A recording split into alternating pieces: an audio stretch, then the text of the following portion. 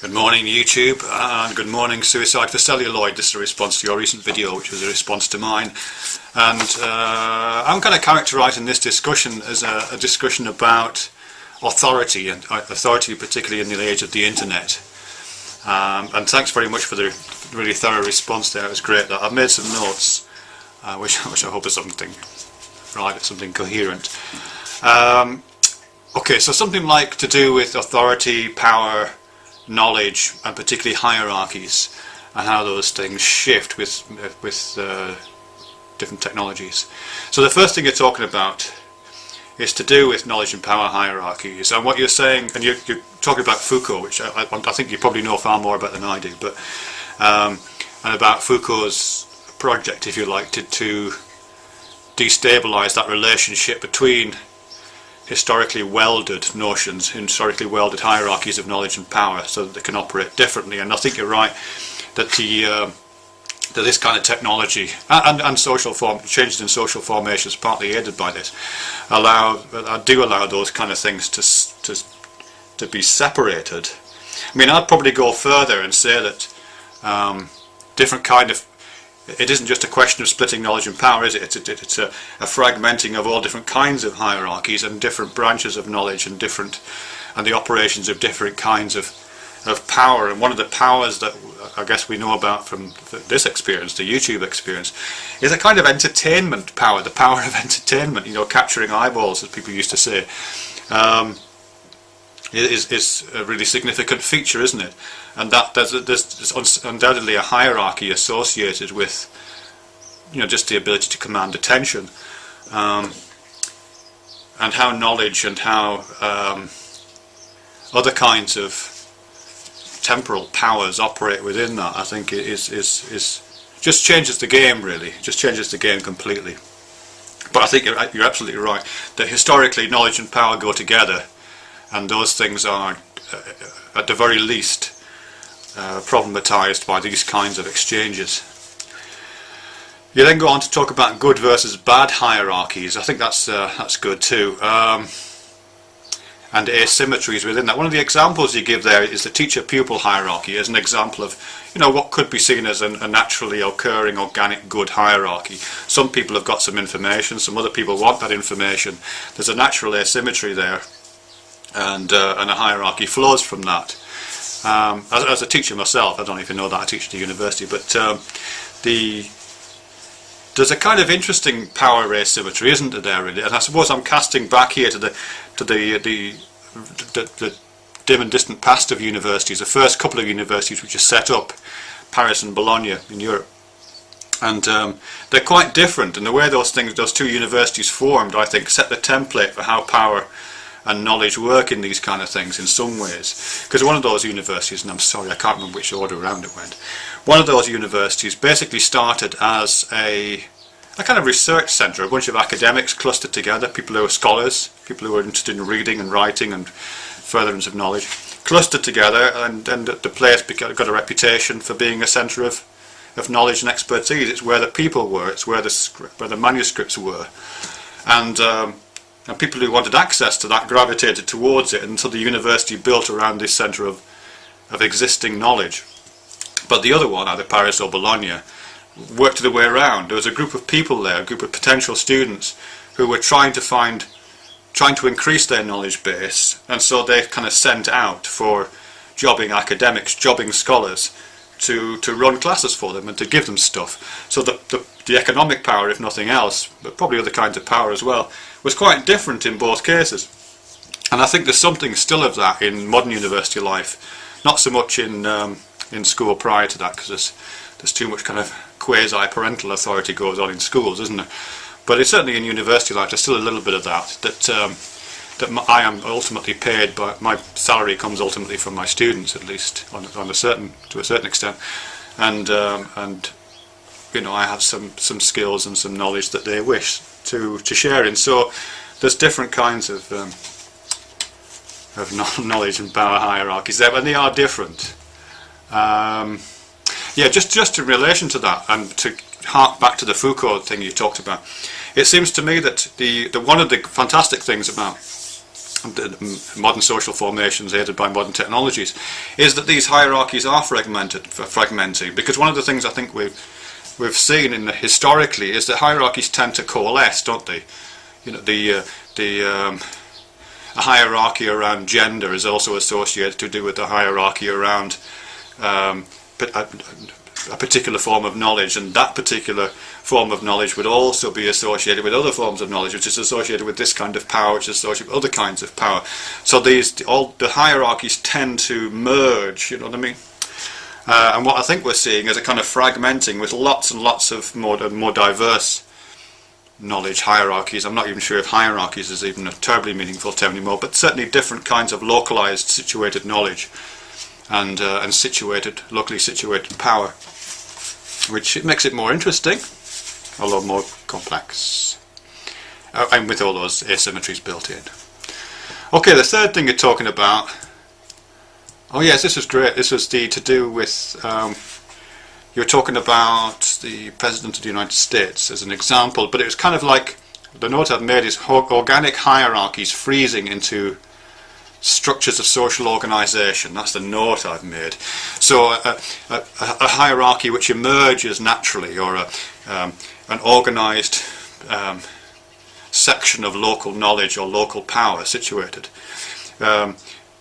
It emerges for good reason. You know, perhaps somebody is genuinely an expert, or somebody genuinely has a skill or a necessary talent, and are recorded certain powers as a result of that, and the hierarchy forms as a result of that, and then that structure freezing into place. I mean, we've got a classic example in that in the UK at the moment. You know, thousands of years ago, perhaps a couple of hundred years ago, certainly, the way you succeeded in this country was by being the leader of the biggest gang in town. And I guess at a certain point that was a naturally organic thing in tribal or city-state kind of and nations. That kind of thing would be acceptable. But at a certain point that kind of froze. So here we are in the embarrassing situation in the 21st century in the UK of having a queen and a royal family, which is just, for me, is just a kind of strangely frozen hierarchy, which ultimately has its origins in kind of gang culture, really. Seems to me.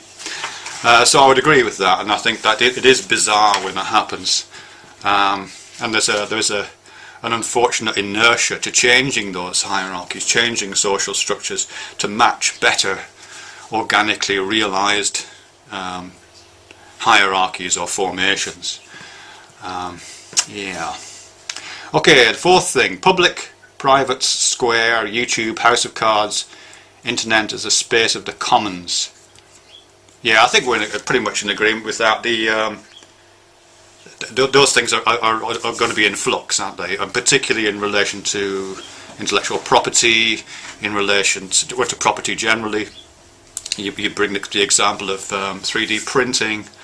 I've recently had a lot of discussions about scientific papers and why on earth those are not made freely available, since there's just no on costs at all.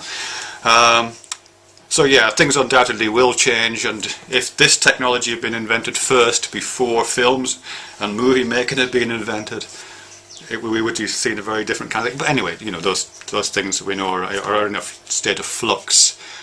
I do think it's significant, and you mentioned this later on when you're talking about Foucault and the microphysics of power, is just to repeat again really, that this yes, whilst this is on a certain extent the commons, even though it's owned by Google, there is on a certain level of the commons here in which we all have some kind of freedom of speech. Not very well protected speech, but at least the freedom to speak in the first instance. It is, as we say, you know, the architecture of this environment that I'm operating in here is not under my control. There are like and dislike buttons down here somewhere. There is a bunch of videos operating at the side here, and I have no control over what those are. The context that I'm operating within is yeah, well, it's not public, is it really? But yes, who knows? Well, that might change. Just to go on to Foucault in that case, and the microphysics of power. Yeah, I would agree with that completely. But I think it's always interesting to think what those microphysics are designed to do. You know, clearly the microphysics of YouTube are not designed, certainly not primarily to facilitate public conversation, and we're having it, and that's one of the things that I really enjoy about this media. But it's not designed primarily to do that. It's primarily designed to, you know, increase the bottom line for Google, isn't it, really? So, and that's kind of fine. I have no great issue with that. But it does change the nature of the beast, doesn't it? So as I say, all these likes, dislikes, the fact there's no groups anymore, the fact there's subscribers and contacts and all that changed. You know, all the changes that take place to the microphysics of this environment, the features and so on YouTube, are, you know, they are shaped to carry out a particular function, and it isn't necessarily the function that we as the users and the content providers on here would necessarily want if we were designing it. So yeah, I think just repeating what I've already said there, really. And then you go on lastly to talk about, sorry this is so long, identity in the age of the internet. And here again I'm thinking about identity and authority in the age of the internet, because those things are intimately bound up. You know, the authority with which one speaks, the seriousness with which one's words are taken, the position that one is allocated into any kind of knowledge, power, entertainment, whatever, or the hierarchy, is bound up with one's perceived identity, isn't it? As well as one's felt identity, it's one's perceived identity. And the internet changes all that, doesn't it? And you say it's a kind of digital experience rather than an analog. I'm not sure I'd entirely go along with that, because if we're talking from the outside, you know, the identity as one experiences it in other people as opposed to how one experiences it in oneself. Yeah, I usually experience people in bites. I don't experience them in tweets for sure, but I have a conversation with someone, then I move away, and then I move back and experience another digital bite of their experience. So even live, I think it is modular. But I completely take your point. A generational thing? Maybe it's a generational thing. I don't know. Obviously things have changed more in my lifetime than they have in yours. I didn't have a television when I grew up, for example. I didn't have hot water in my house, for example. Things like that. But when my mother was born, and she's still just about alive, my mother was born just after the Wright brothers first flew at Kitty Hawk. You know, so when you think in those kind of terms, it's quite amazing, really. So yeah, it may be a generational thing. I mean, one of the things that I think in terms of this identity in the age of the internet and the kinds of authority that attach to that is to do with the unforgettability of this stuff. You know, everything I've done on the internet is still there, and it's not going to go away, and it's likewise for yourself or for any of us. And you know, and I'm reminded of that when I read these kind of horror stories about revenge porn sites or about sexting, you know, that gets, you know, so personal information about people's private lives becomes publicly available. You know, these things are never going to go away, and I think that's going to make a huge difference. I mean, just as a very simple thing, I mean, I have no intention of ever working in primary schools, but I would never be able to even if I wanted to, simply because there's just too many videos of me naked out there on the internet doing ridiculous things, dressed in a big rabbit costume. So I know I would never get a job in a primary school, because those preliminary checks would reveal me as someone who's probably not appropriate to work with young children, and that's kind of fine. But that wouldn't, you know, not be the case even 20 years ago. And these things are never going to go away, and all of the sins of our past, which we used to be able to put a kind of nostalgic rosy glow on and kind of repurpose and rewrite our own CV on and reimagine, those things are just never going to go away. So the 2,000 odd videos that I've made, in which I've said a lot of ridiculous things, are always there as evidence to demonstrate what kind of an identity I have and with what kind of authority I speak. And the same for all of us, you know, whether that be politicians or CEOs of companies, or, you know, just people talking on the internet. Yeah, so that's going to make a huge difference. So yeah, thanks for all that. I mean, just the last thing to point you make, which is to do with applying broad normative statements, you know, to claiming a certain kind of way that identity should be organised, and the way that the traces of our identities on the internet should perhaps be melded, perhaps linking things like driver's license record to Gmail accounts, those kind of things that you mention in an attempt to restore a kind of normative notion of what identity is. I think you're right. I think the ethical issues of that are enormous, not least of which, as you rightly point out, because that's making assumptions about what the next generation will want their identity, will want to I don't know what I'm trying to say. They should have their own decision. They make their own decisions about how they want their identity to be formed out of the traces of the past that never go away, out of the communication that's constant and omnipresent, out of the kind of non-spatial communities that are forming. So I would agree with all of that, really. Anyway, I've talked very long and possibly boringly, but thanks very much for the interaction. Speak to you soon. Bye.